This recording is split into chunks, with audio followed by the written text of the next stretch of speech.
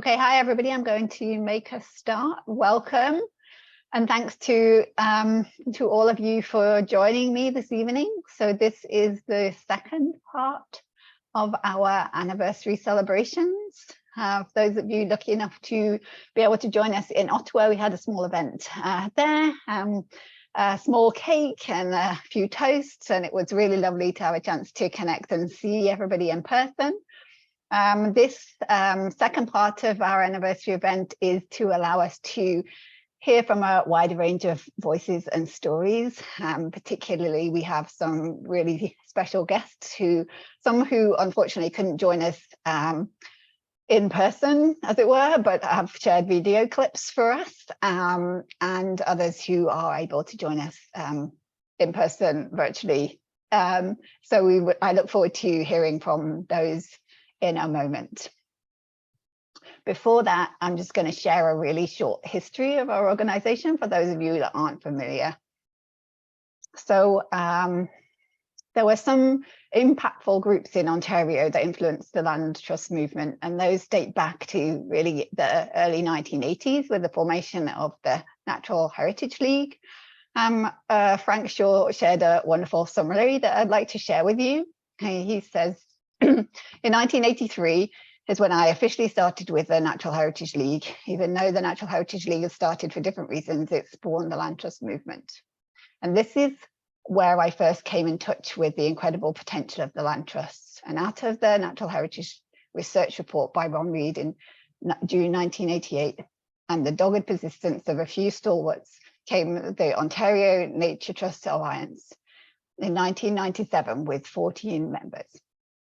The movement grew quickly to 23 members, and by mid-2001, there was a membership of 23 land trusts, led by a special group of visionaries, including Stu Hiltz, Dave Walker, Paul Peterson, Ron Reed, Ian Attridge, Andrea Kettle, to name but a few. It was decided to fully incorporate as the Ontario Land Trust Alliance. The letters patent for OLTA were approved on July the 2nd in 2002, and OLTA became the official provincial association for the Ontario Land Trust movement.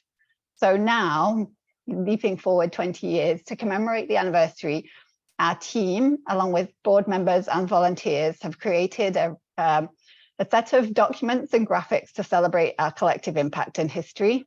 This includes a history book on the Land Trust movement of Ontario, pulled together by Bob Heidenreich and a small group of students from the Fleming Credit for Product program. We'll hear more about that later.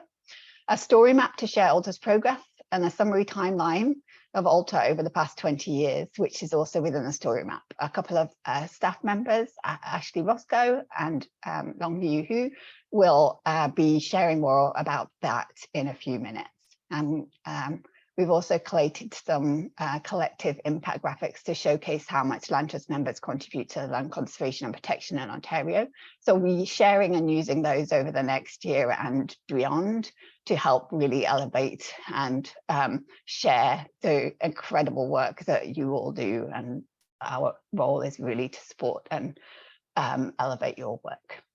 So before we introduce our first guests, I'd like to just take a few moments to celebrate those who've touched and shaped our community who are no longer with us. So Dave Walker, he was involved in founding the Rideau Valley Land Trust, also OLTA, and also the Canadian Land Trust Alliance. He was a visionary of his time. He worked in the community for OLTA and with OLTA for a long time during its inception. Angus MacLeod, who was involved in the Thousand Islands Land Trust. He worked for Parks Canada for many years, and in the early days of OLTA was a board member. And he also, when I was fortunate enough to spend time with him, he was the OLTAP Fund Committee chair for a good few years. Also Malcolm Kirk, he was a great crusader and protector, who was Conservation Authority's resource manager in the Owen Sound area.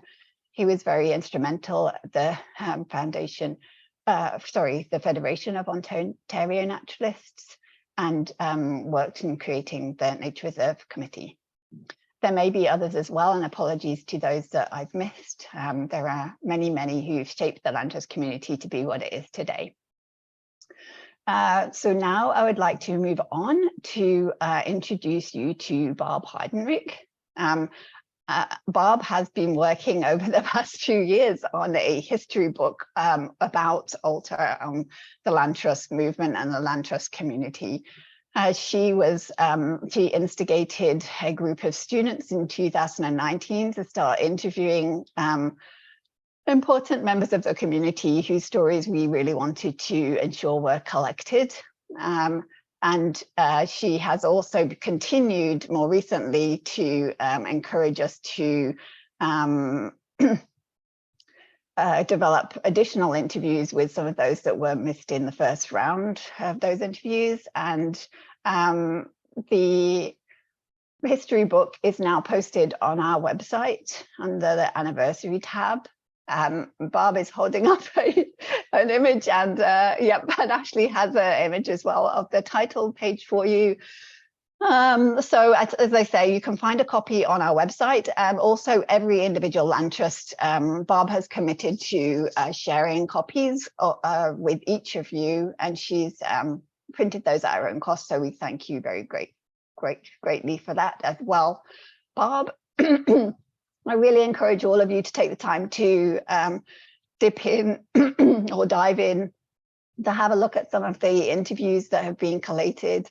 It's a real comfortable slipper of a window into others like us and some of you who were involved in the early days. This book provides an opportunity to both identify and preserve knowledge and present this knowledge in a really accessible manner and identify key motivations for conservation leaders at the time. Excuse me. So over to you, Bob, to say a few words about this amazing book. Thank you. Oh, thank you. I thought you were going to cover for me, Alison.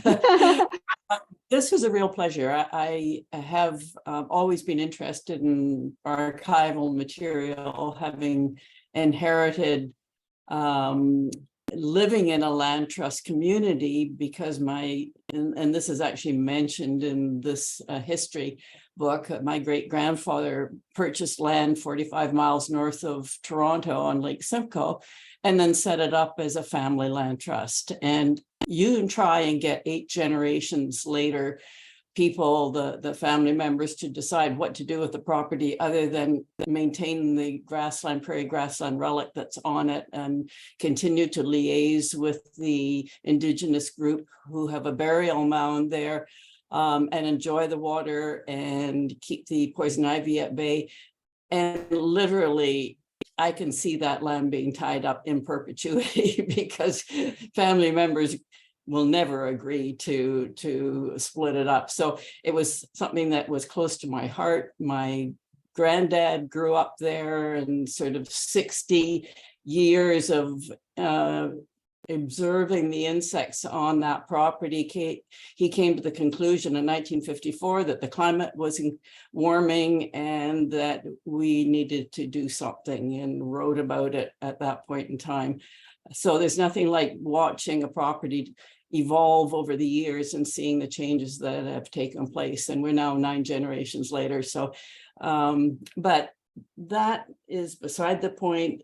The history behind OLTA is fascinating. The literature, we've reviewed that from sort of 1947 to the last couple of years, to see the evolution and the cumulative response to the efforts of people to try and preserve nature and keep the world, sane. is I'm glad that we actually have it on paper. I'm sorry we've missed some key people over time, but I do hope that every land trust will do the recording of their activities and the key people who are involved. I'm happy to support you in that venture, and I do hope that you'll enjoy this publication. I'm so glad that it's available as a PDF, but I also have a commitment to send every land trust a hard copy, because when I worked in the Arctic, with the Inuit as we're forming Nunavut. One of the things that really impressed me is their comments on the fact that paper stays put. And oral tradition is wonderful, and knowing the past through your relatives is wonderful. But boy, when the G5 lights go out, we're suddenly, without electricity and power. It's really nice to have hard copies. So there's one for everybody, and I hope you enjoy it. Thanks. And thank you so much, Barb. Thank you so much. It's really hard to express what a phenomenal resource this is if you haven't had a chance to look at it yet. Barb and others have taken the time to think about who would be important voices to share about the history and the background to the start of the OLTA movement. There's so much knowledge there that we wanted to try to capture, and it goes a long way to do that. So thanks very much, Barb, for all your work in that. And also thanks to the students who helped to put the first iteration together, and as well to Brianna Pitt, who did some of the later interviews this year. And you'll see her in a few minutes on and thanks to everyone that contributed. So many contributed. No, there's Ron Reed sitting there. Hi, Ron. When did we ever nail you?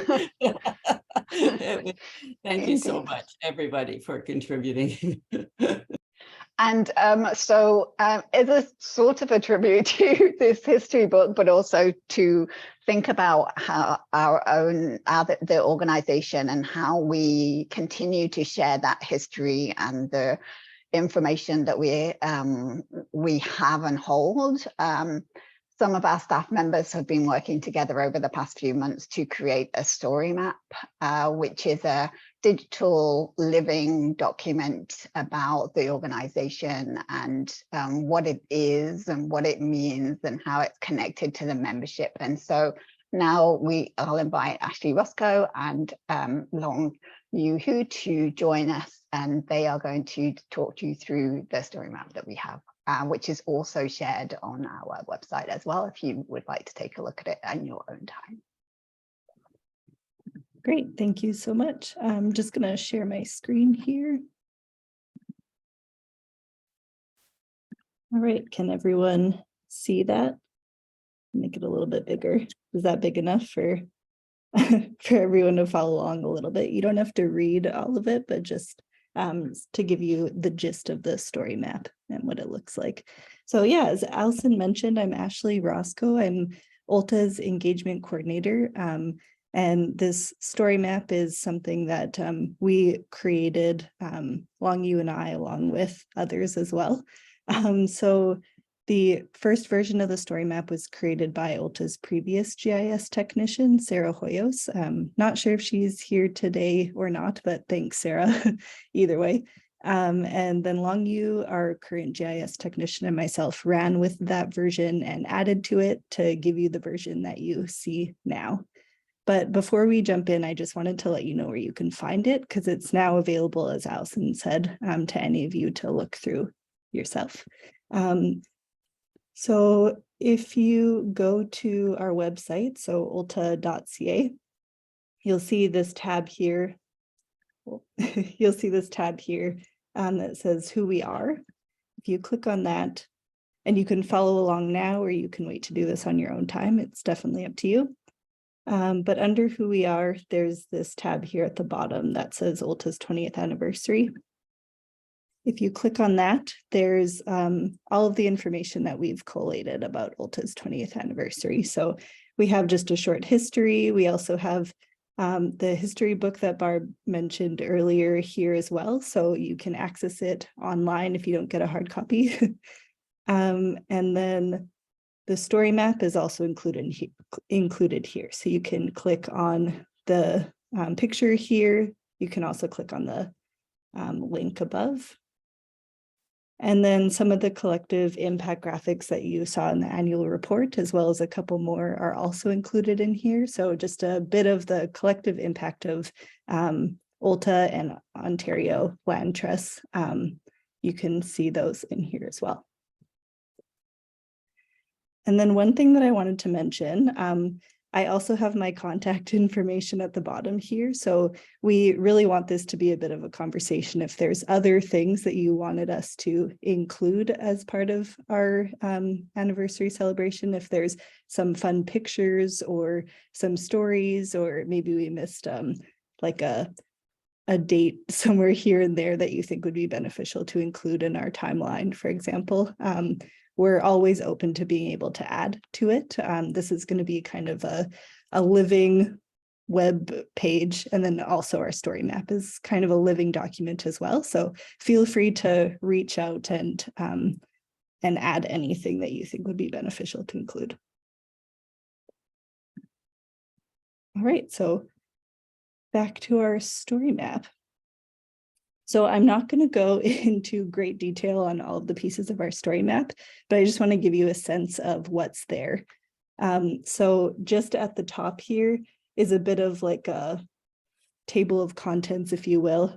So you can just see what the different sections are of the story map. So you can click on each of them. It will bring you down to those sections. It also follows you as you scroll. So you can go back up to the top if you would like. So in here, we just talk a little bit about who OLTA is to start, our vision and our mission. And then there's some information here about our land trust members. This just shows a bit about who they are, where they're located. There's a link under this map to that directs you to our website. So that just provides you with some information if you wanted to go a little bit deeper into a dive of members maybe that are in your area. You can find that on our website as well. And one fun fact that's shared in here is that over the course of the 20 years of OLTA, our land trust members have increased the lands that they have protected and managed from 16,000 acres to 117,000 acres, which means that the amount of lands protected has increased 500%. So that's pretty exciting, pretty neat. So wanted to share that brief stat. And then this map here, Long Yu, our GIS technician, created just to show how the areas of interest of our land trusts have changed over time and how much coverage we've had in Ontario over the past 20 years. So by sliding this bar back and forth, you can see how the land coverage has changed over time. You can see this is in 2002 and then 2022. So it just gives a bit of a visual feel of what it looks like over time.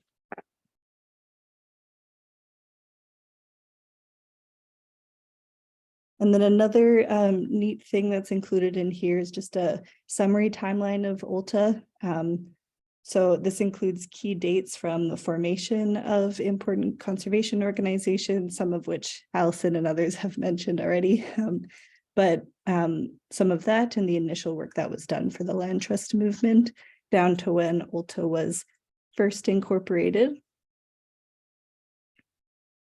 And then some of the key activities that we've done over the years.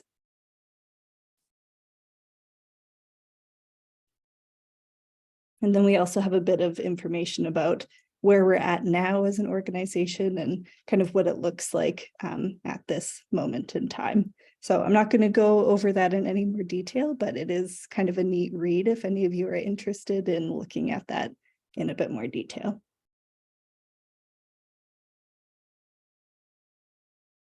You can see there's some quotes, some pictures of prominent leaders and founding members. We also have a bit more of a detailed timeline of the formation of OLTA, so you can read about that as well if you're interested in a bit more detail.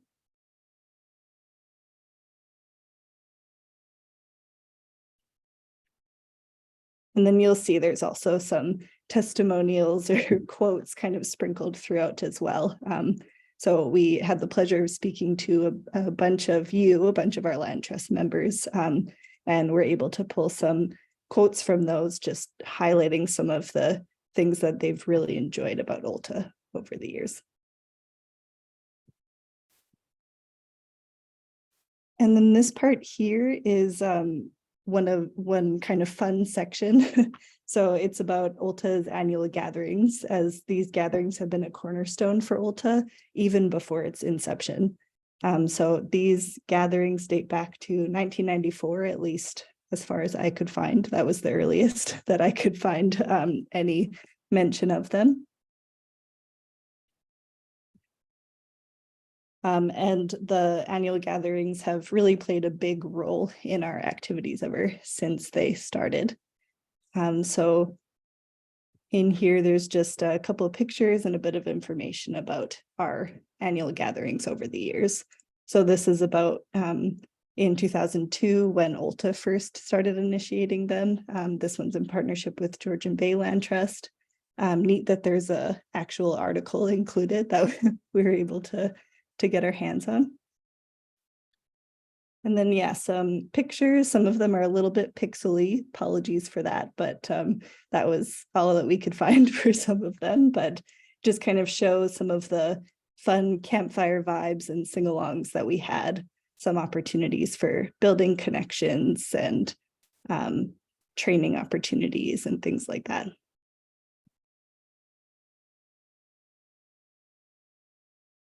And then when I was talking to some of our land trust members, just learning a bit about what OLTA means to them, the national or the summits have been like, they were constantly mentioned as just amazing in terms of the training opportunities and the connection building. So yeah, lots of different testimonials about that.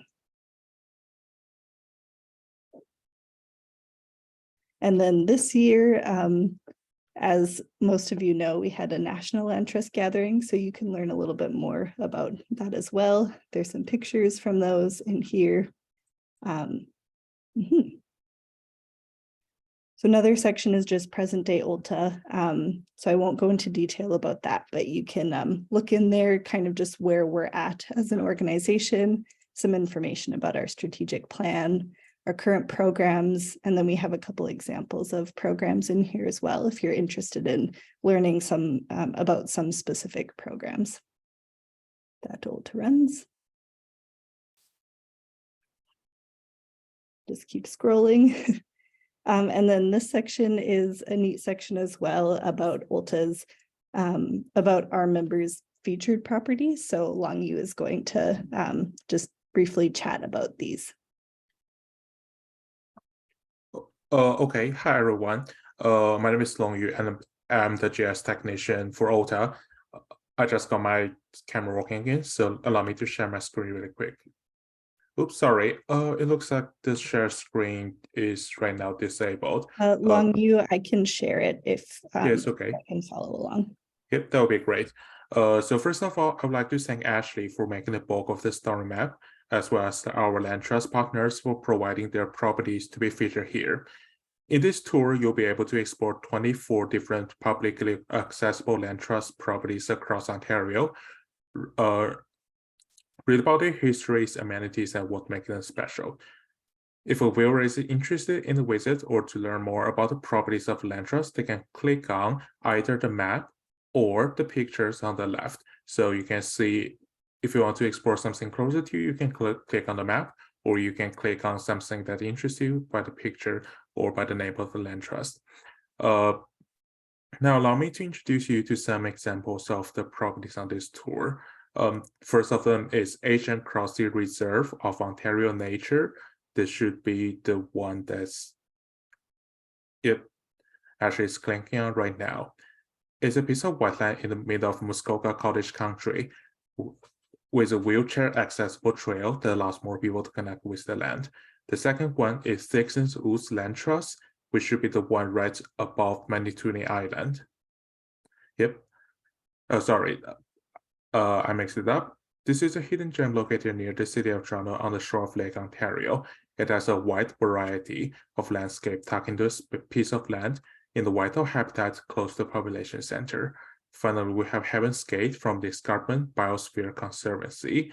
is a stunning, beautiful landscape in Northern Ontario, where the famous painter group of 7 created some artworks in the area. It bridges the gap between 2 provincial parks, and the securement of this property is made possible by a variety of funding sources, including the Greenlands Conservation Partnership Program, which is administered by OLTA. Thank you again for joining us, and hope the story map could put publicly accessible land trust properties on more people's radars. So when people share them, they'll be able to maybe put one of the properties as a goal of their next hacking tree. Thank you. Thanks, Longyu. Great, thank you, Longyu. Yeah, so this is this was one of the things that we are very busy doing, talking to all of our land trust members to get featured properties so that we could share them in our story map. So thank you, all of you that participated in this, and I'm really happy with how it turned out. And if anyone has any feedback for the way that it's included in here as well, we're welcome to that as well. And then just briefly, in the story map, we have a section just about what's next for OLTA.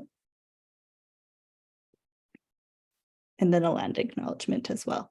So that's everything for the story map, but we encourage you to go through the story map at your own pace and on your own time if you're interested. So yeah, thank you so much for listening. Okay, thanks very much, Ashley. That's amazing. It's such a wonderful resource. And as Ashley mentioned, this is something that is going to be live for us. So we're anticipating that we'll be able to update it as time goes by. So come our next anniversary, we'll be sharing an update, I guess, of it, and maybe some in different formats as well, but it will grow with time. We've been inspired by Barb and her focus on ensuring that we capture what's happening to the organization over time, so we can share where we're coming from and where we're aiming to be. So thanks for that. Okay, next we are going to take a few moments to hear a few words from some of our interviewees who were involved in the history book, and then we'll be hearing from some of you live. So we're going to share the video first. So the video is of Paul Peterson, Melissa Watkins, and Rick Sims. Paul, Melissa, and Rick were all involved in the early days of Ontario Land Trust Alliance. I'll let them speak for themselves on the video, and then we'll come back. Thank you.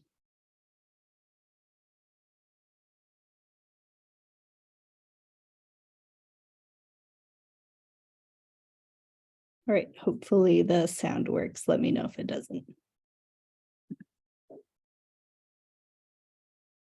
I started land conservation work, like land trust type work, in late 1980s. But boy, we didn't have many tools then. Mm-hmm. And I could think about transactions. We did some big transactions. But we could do a better job for ourselves and for the landowners with the tools we have now. I think it's very well supported. I think the land trusts are still, in Ontario, are very supportive of it, mm-hmm. and see it as an integral part of their work. So good job to Allison and people that came before her, like Dave Walker, to have it as a value-added organization for the land trust. I think it's, whether it's lobbying or, promoting land trust interests and points of view with government, or working on the training and professionalism. Well, there's so much it does to support the land trust. Allison and you will maybe even know better than me now all the things that you're doing, but tackling insurance issues and just all the dozens of little issues that come up in this work. I think OLTA's been an integral and important part of that. I don't think the land trust would be able to make the kind of progress they do if OLTA hadn't been there to help organize the efforts and pull together and share resources.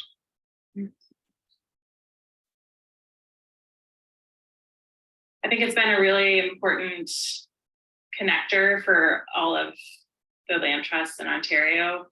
I think a community of practice and a hub for knowledge exchange. I don't think we weren't using those terms at the time to describe what we were intending to do with OLTA. And I think that was part of the intention for the organization, was to be that connector and hub.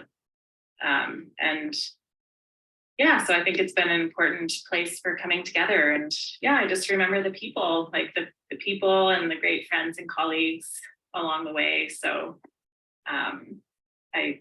I'm sure I would forget like lots of people, but like Stu Hiltz came to mind, and Peter Mitchell was really involved, and Kim Gavin, Ian Attridge, Ron Reed, like many of the people you've been speaking to, Christopher Baines, Lisa McLaughlin. All of these people really welcomed me and made me feel really included as a young person who was really at the outset of my education and my career.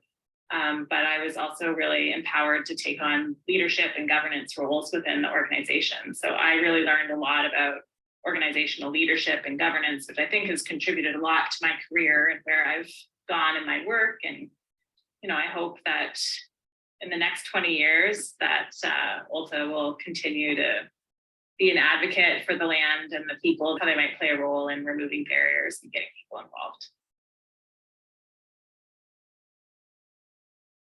And I just remember the enthusiasm when things began to come together, in terms of more properties, so there was great enthusiasm for that. It was certainly, I remember the fun of the first strategic planning session where we sort of mapped out where we wanted to go and how we would go there. And certainly the intent was to have very high standards, helping round up province-wide money to do things. I think you've been doing more lately of tools to help people, for example, to help organizations motivate their volunteers. So I think those kinds of tools, workshops, and things, sharing of information, has been really good stuff that OLTA has done to bring forward. I think advancing the standards for land trusts is important, and because it helps protect us all. And I like your annual meetings. I think they're good sharing sessions. I haven't been able to make some recently, but in the past I've been there, and I will be in the future. I think those sharing sessions often are really helpful. I always gain things, and everyone who goes there, I'm sure, gains tools and insights and this sort of thing. So I think that's a really valuable role that OLTA has done, and I hope will continue.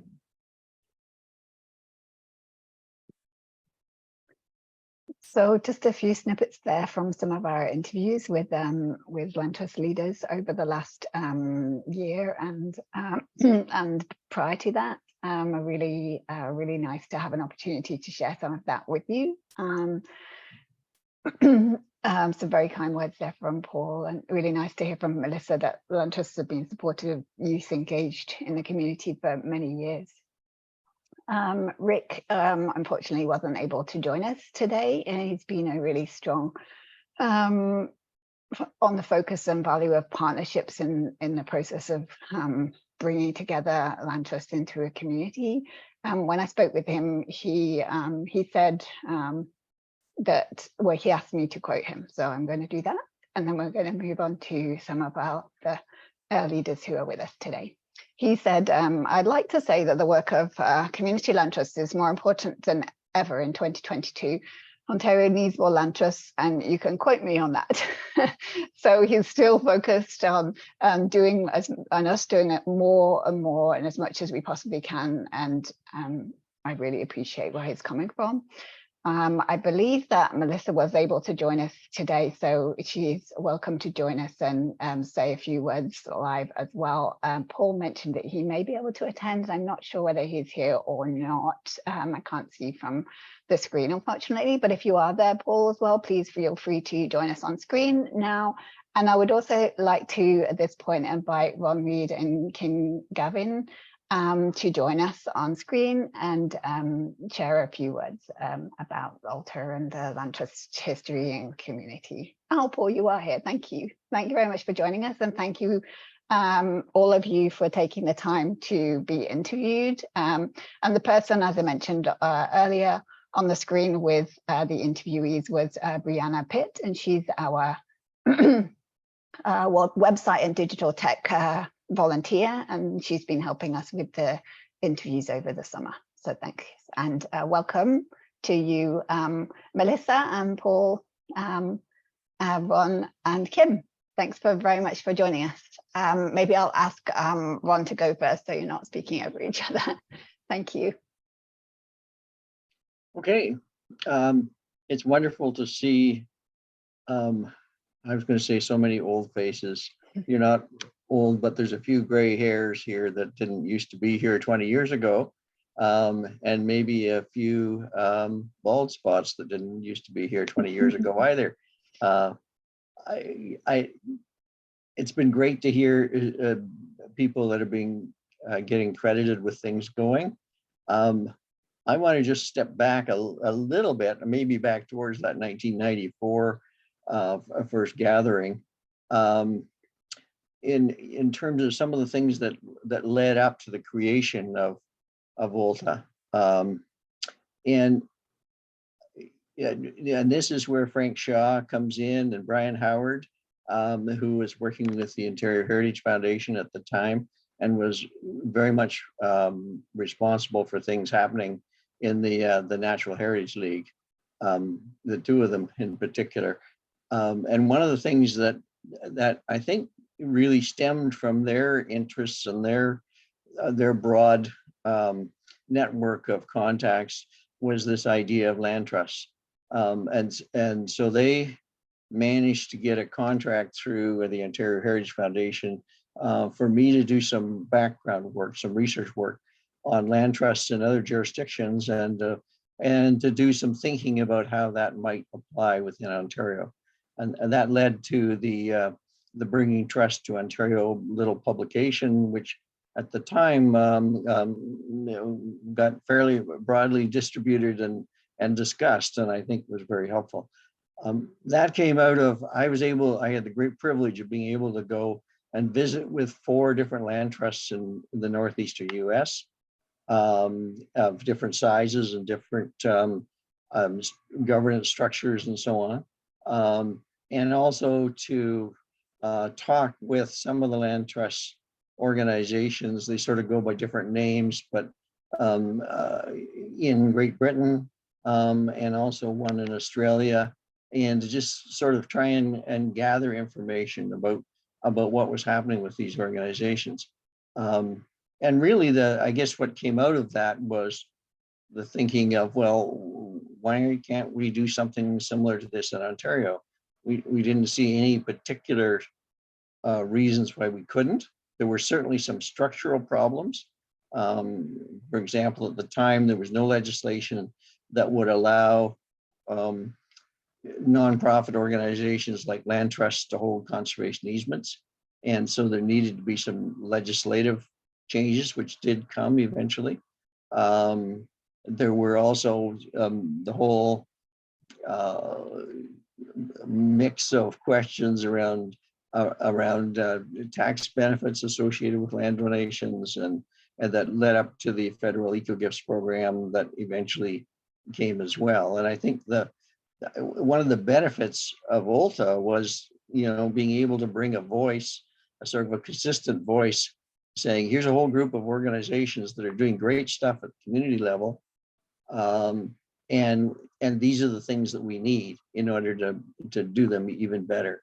The other person I want to give some credit to, and this one I hope will have some relevance to what's happening right now in Ontario, and that is, some of you who have been around for a while will remember Premier Mike Harris, who was his own kind of little wrecking ball in terms of making a huge number of changes to how things got done in Ontario, and creating all kinds of controversy with labor unions and just about everybody else. One of his techniques seemed to be you throw a whole bunch of balls in the air at the same time, and then it's difficult for one group to sort of focus the debate on their issue. There's like too many other issues all going on at the same time. But one of the things that was kind of memorable about his tenure as premier was that he essentially had this good conservative attitude that if there's a whole bunch of things here that government's no longer going to do, one of them being nature conservation in a broad sense, and particularly nature conservation at the community level. So essentially what he said was, if you guys want to have natural areas protected at your local level, well, you better figure out how to do that yourselves, because government's no longer going to do that for you. And that was a real kind of wake-up call for the land trust movement in Ontario. Not only that we could do this, but it looked like we were going to have to do this if we were going to achieve our ends. Gradually since then, I think governments have come to see the benefits of working with land trusts, because they can lever money from different places and increase the overall capacity to protect natural areas. And they can also leverage working with individual landowners, and there's a lot of, I think you would agree, a lot of the landowners that we deal with would never give land to the government. Some of them have very strong views about governments and what they do and don't do and shouldn't do. But working with a local land trust, with people that they can get to know, and with organizations that they that have transparency and they can see how they operate, it's a lot easier for them to build trust with those kinds of organizations. So all of that kind of led to the overall development of the land trust movement in Ontario. And I do sometimes call Premier Mike Harris, the godfather of the land trust movement, because he sort of kicked their butts into if you want this to happen, you're going to have to do it yourselves. And I think you can see the relevance to what's going on in Ontario right now. We seem to be, a bit of the cycle of history coming around again, and not in a good way. I guess the other thing I was going to say is that it took a while in terms of getting the organization, sort of initially up and going, and initially was part of a sort of under the wing of the Federation of Ontario Naturalists for the first year or so. And then largely led by Dave Walker, there was a push to sort of say, well, no, this needs to be its own organization. There was some debate, well, there was quite a bit of debate actually, about, whether or not it was too soon to do that or not. But it happened, and you look at it 20 years later and you say, yes, that was a good thing, and the organization has been able to do exactly what we hoped it would, in terms of establish itself as that kind of hub, and a resource for the local land trust organizations, and to do things like host the annual gathering and so on. I and I know several others involved here have been down to the land trust rallies that they hold in the United States of America, where the land trust movement is older and way larger than it is here.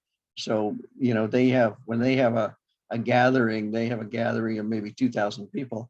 But going to the various workshops and listening to a whole bunch of speakers, a lot of speakers from from various local or regional land trusts down there, you can't help but come away feeling invigorated, and the enthusiasm is really infectious. And the information transfer is pretty amazing. And I think, OLTA has come a long way towards getting there in terms of, if you're an older established land trust in Ontario, part of your role through those gatherings is to help share your experience and what you've learned, and some of the hard lessons you've learned maybe with other less experienced organizations, land trust organizations, and that's an enormously important role. I think a lot of the things that OLTA has done have been really important, really have really strengthened the land trust movement in Ontario. Somebody mentioned, I think Rick mentioned the standards and practices. Again, a really important piece towards the credibility of land trust organizations. Getting involved in providing some funding, another really important piece. So a lot of the things that we sort of thought about 20 years ago are really up and running now, and that's kind of amazing to see, actually. At the time when it was involved, when we first got it, the first few years, you sort of think, is that sort of thing ever going to happen? But anyway, my credit to a lot of those people that were involved in the early days, and I see Peter Carson there, sitting there in front of his bookcase as one of those people, and Chris Baines, who was involved early on, and Paul was involved fairly early on, and probably lots of other people that I'm missing here. Kim after a few years, but it's been great to see all of that. So good on you. Thanks very much, Ron, for sharing. That's really interesting to see how far we've come, and how you had to really work with what you had, and really have made it easier for us to do all the work that we're doing now. So yeah, thank you for that. Okay, over to you, Kim. Thanks very much, Allison.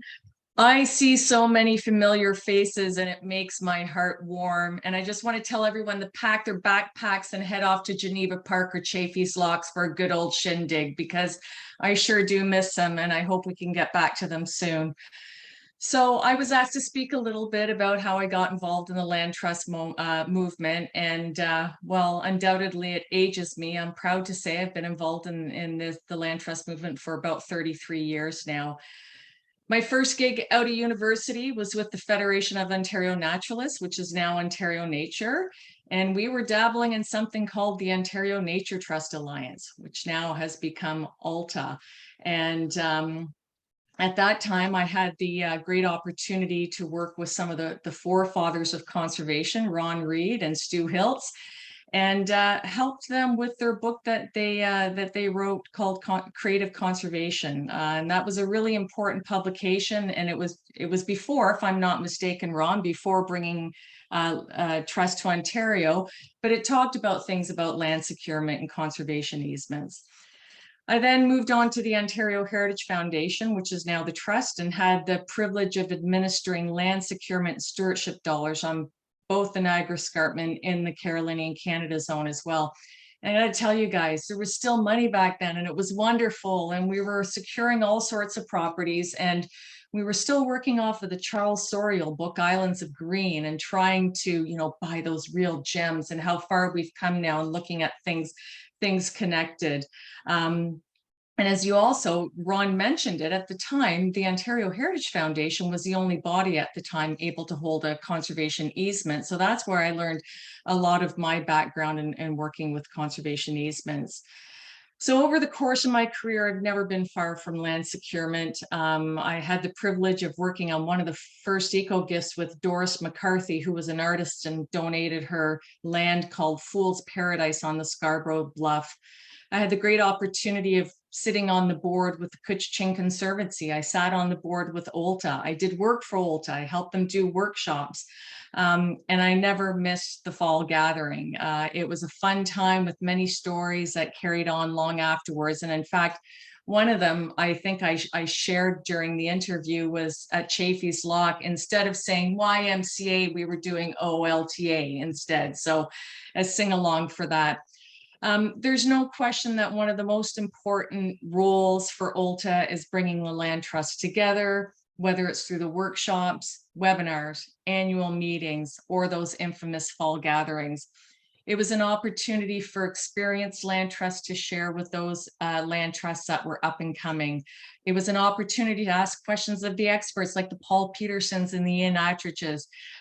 It was an opportunity to troubleshoot complex files. And most importantly, it was an opportunity to share successes.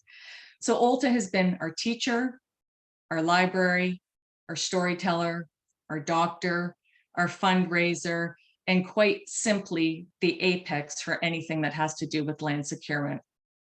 As we all know, Ron's already alluded to it, our work is not done here. In fact, I would argue it's getting a little bit harder, and our battle seems to be getting a little bit harder every day. But if there's one thing that I would brand the land trust with, and that's the word perseverance.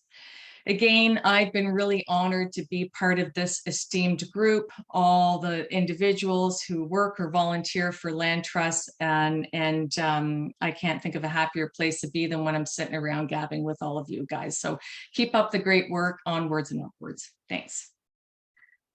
Thanks, Kim. Some sage words there that they really ring true for all the things that we do and the sharing of experiences and bringing organizations together. So yeah, thank you. And thank you for being part of the community. And I hope now that you're retired, you still will be.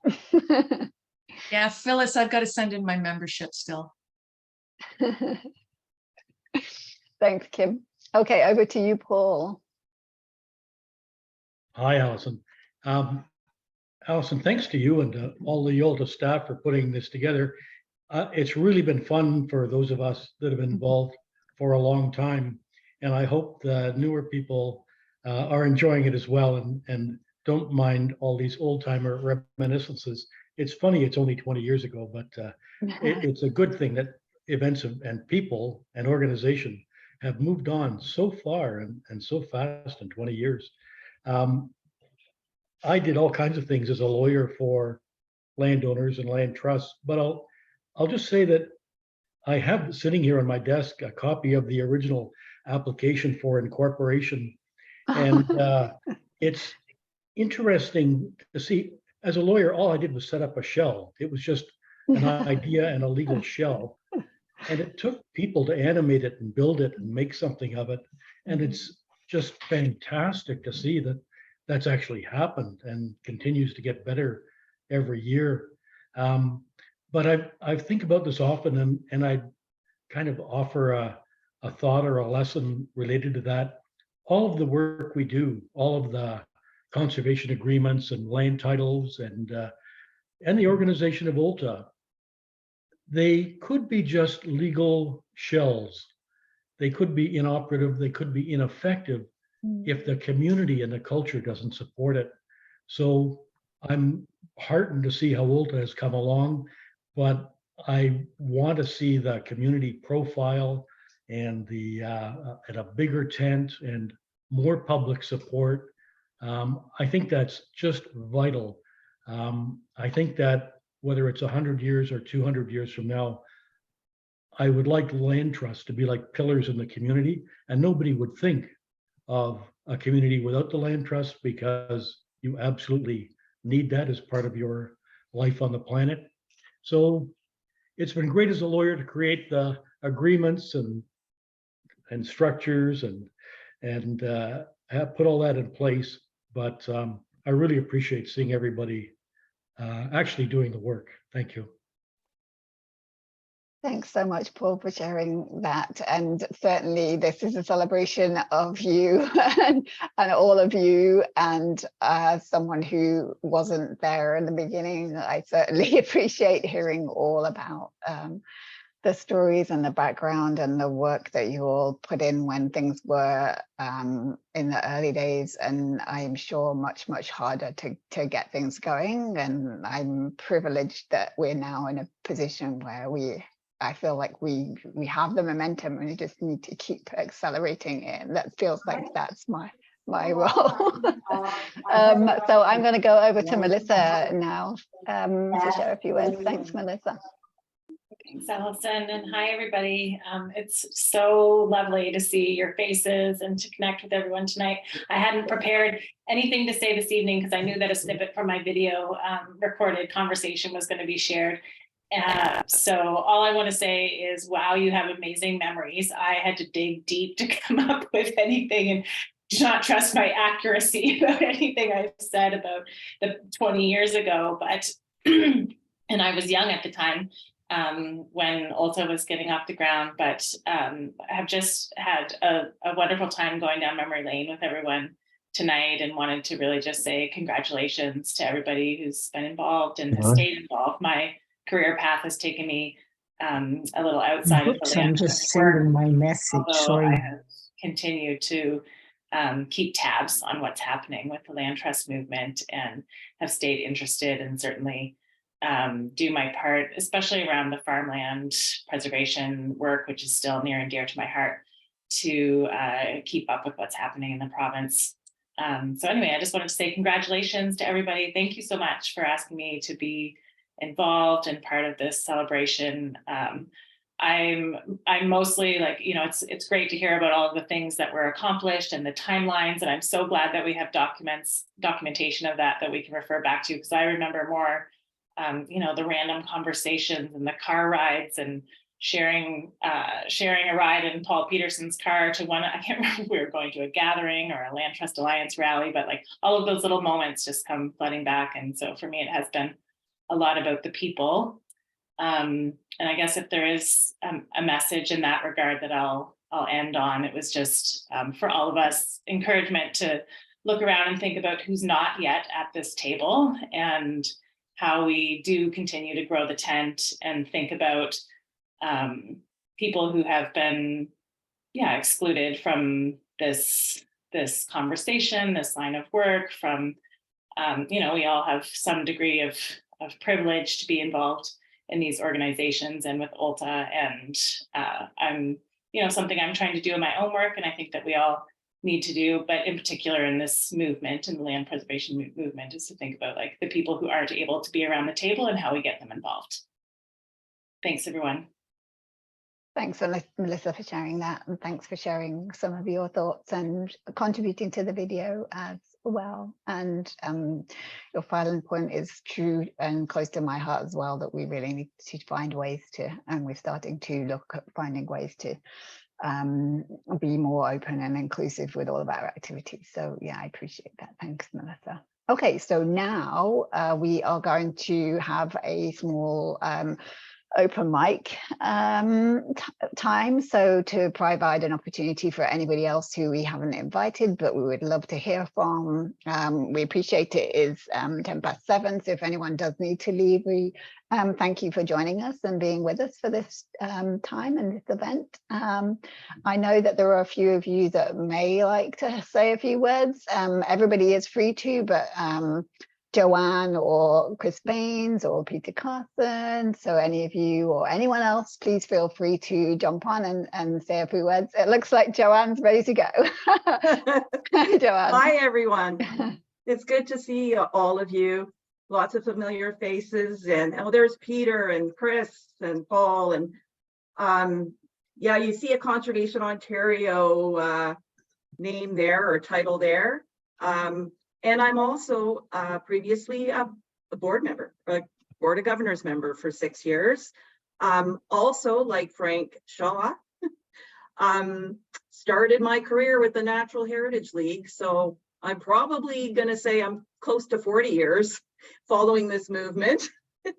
And really proud to be part of it, and really proud and congratulate you all, the team, Allison and team, Caroline as current chair, the Board of Governors. Well done. I'm really proud of this movement and what you've accomplished. Really, really am. The other thing I want to remind everybody is as we meet these challenges and the opportunities, to have some fun. And one of the things that I wanted to recall was when, and I don't know if you're going to continue to do these, when you have your auctions at the gatherings. And I had fond memories of the Board of Governors offering to serve dinner at a at a land trust who won the prize. Yeah. And so people like Chris and Melissa and Angus, bless his heart, those days were so much fun, and those events were so much fun. I think it was Lake Clear and Thames Talbot that I remember that we served at, and we sang songs, and it was so much fun. And I remember driving from Ottawa to Lake Clear with Melissa, I think, trying to find the way. It was a long drive, but those were lots of fun. And so just a reminder to everyone to have a lot of fun. I did also want to, on behalf of our current general manager, Angela Coleman, and Conservation Ontario, to congratulate you all. And I hope that there are lots of examples of collaboration between land trusts and conservation authorities, and including the fact that we've got some CA staff, I think Kathy Quinlan, who volunteer with the land trusts. So just want to thank you all for that collaboration, and we hope that it continues in the future. So I'll leave it at that. Congratulations, and thanks for letting me have this time to say hello. Good to see you all. Thanks, Joanne. Thank you. And yes, for sure, we do have that close relationship, and we certainly aim for that to continue. Yeah. There's so many synergies between the conservation authorities and land trusts that we will always be working closely together, I think. Thank you. Thanks, Joanne. Okay, Chris, you have your hand up. Go ahead. Oh, I'll try and be quick. This is perhaps a serious cautionary note to everyone about the value now more than ever of land trusts. About 20 or 25 years ago, maybe it was 20, I can't remember, I did a strategic retreat with the Blue Mountain Watershed Trust, who was a member of OLTA at the time and made a specific strategic decision not to become essentially a land trust, in the sense that they're a charitable trust. They have all the aims and objectives, etc., but they don't take land. I pushed back at that, but that's the way the board felt. Flash forward, and I've now been living here in Collingwood for the last 10 years, just today sworn in as a councillor of the town of Collingwood, and still a board member for the last 4 years of the Blue Mountain Watershed Trust. Well, with Bill 23 and what it's done to the Nottawasaga Valley Conservation Authority, and et cetera, and the other aspects of this legislation, our Silver Creek wetland, which is the last provincially significant wetland on the western side of Georgian Bay, is really under peril now. And not to get too political about the zoning fights we're going to have as councillors and as board members of this, had we, I say collectively, because I'd like to go back to the board and said this, 20 years ago, had we started actively soliciting land on the Silver Creek wetland, starts very small, but it grows and grows and grows, we may not be in the pickle that we are right now. And the poor conservation authorities, holy moly. So I just say to everyone, buck up, tighten up your belts, keep doing what you're doing, because everything we were told about what might happen is happening, and your jobs now more than ever are equally as valid, if not more so, to preserve and protect environmentally significant land in perpetuity. Thank you. Sorry for speaking so long. It's a wonderful event. Thanks very much, Chris. No, that was a really timely reminder of what we're doing and why we're doing it and why we need to keep on doing it. So thank you for that. And I think probably should have a chat with you as well about Blue Mountain Watershed too, and see if we can bring them back into the fold. Okay, anybody else like to say a few words before we wrap up? Can I just add one more thought? Of course. Something that'll likely get me in trouble, so I'll try and put this the best way I can. Is that when the land trust movement started, and at the time with Conservation Authority staff in particular, I mean, there was a very heavy weight towards the male gender. And when I'm quite impressed when you introduced your staff, Allison. I was thinking, oh, if you got any guys there, you do. But I think one of the things that the land trust movement has done well at, and obviously OLTA is following in that tradition, is bringing forward young women, often fresh out of school, and giving them field experience, and look where some of them have gone. I mean, look where Kim Gavin has gone. Look where Joanne has gone. Look, and Melissa.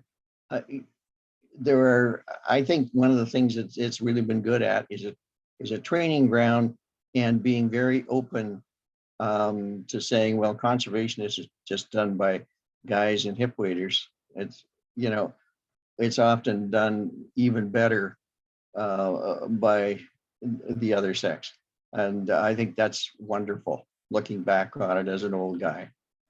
So anyway. Thanks, Ron, for that. Yeah, we certainly have seen some changes. And speaking to Melissa's point that maybe 20 years ago we were looking, now to move towards more diversity and more women at the table, but now we still need to be finding space for others at the table as well, so we can help to move those posts and make sure we have more Absolutely. diversity of all kinds in our community and family and movement. So yeah, anybody else like to share before we wrap up this evening?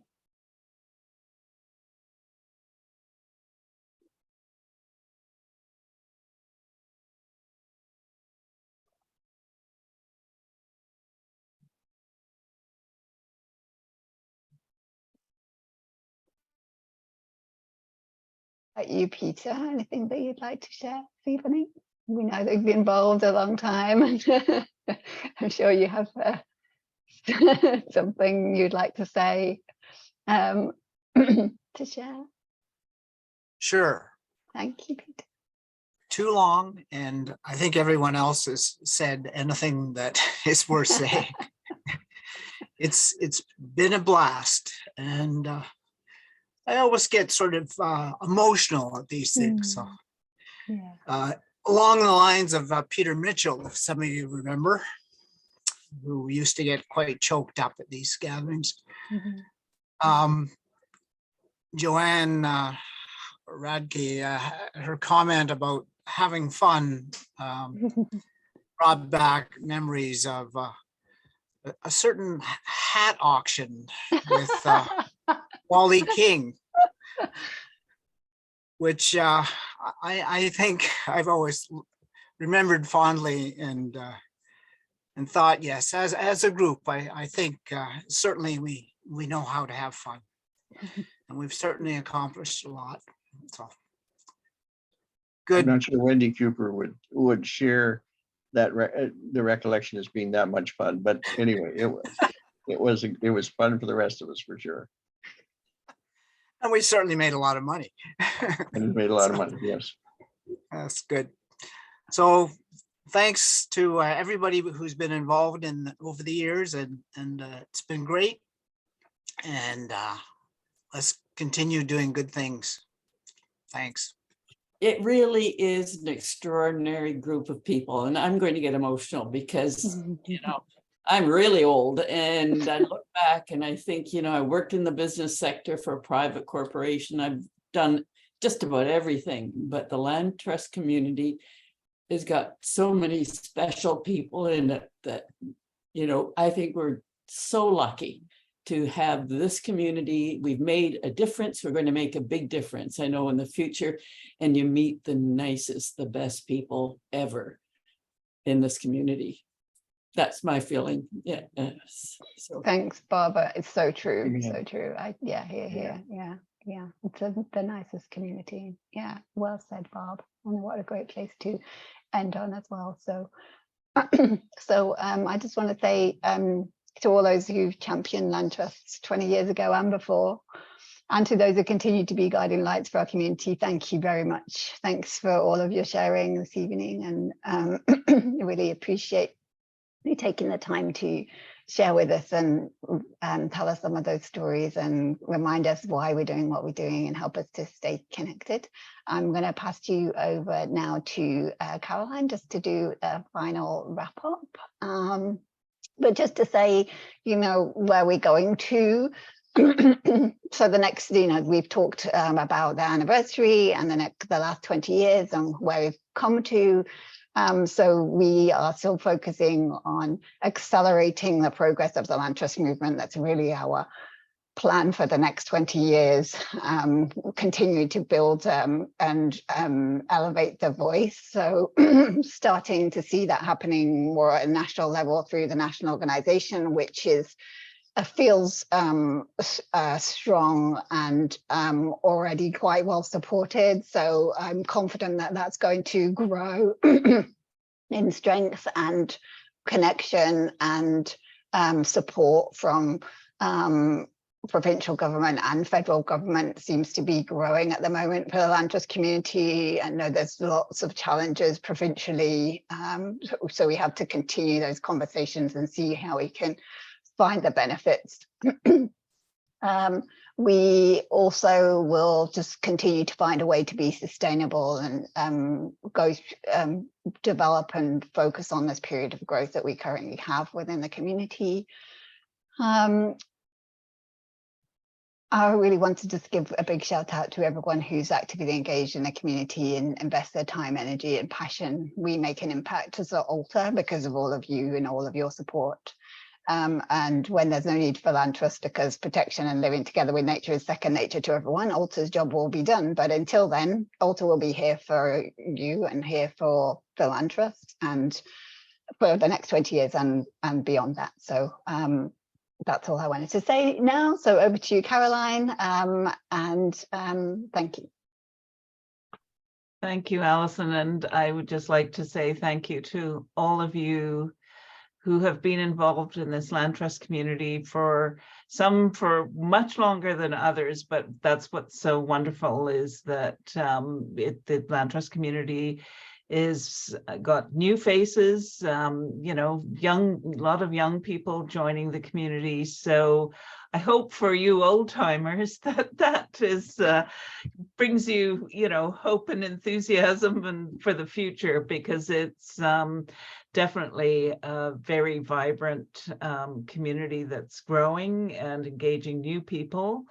And a much wider diversity of people than it has done traditionally in the past. I think the land trust community is so special. I mean, it is a community with a big heart. We deal with all the ins and outs of conservation easements and legal issues and all of that sort of stuff. But I think what really binds us is you know, the big heart that collectively this community has for protecting land and waters throughout this province. So a huge thank you. And just finally, just to say that, you know, OLTA is an alliance of land trusts. You know, there is no OLTA without all of the land trusts. OLTA's here to support the land trust community. And so we are open to hearing any sort of suggestions and thoughts that any of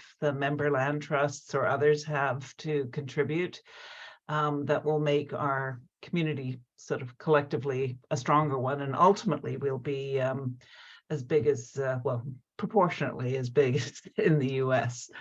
We're on the right path. I mean, the land trust community is growing. There are new land trusts, and we you know, we're a mutually supportive community, and OLTA thankfully provides the opportunities for that mutual support to happen. So thank you all.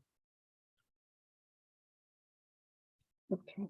Thank you, everybody. Thank you very much for coming. Thank you to all of you who came and shared with us this evening. And thank you to all of the board and all of the staff and all of you. So we'll wrap up there. So have a really great evening, everybody. If you want to connect with any of the resources that we've shared, or any of the comments that were made, please just share with us. You know where we are, you know where the website is.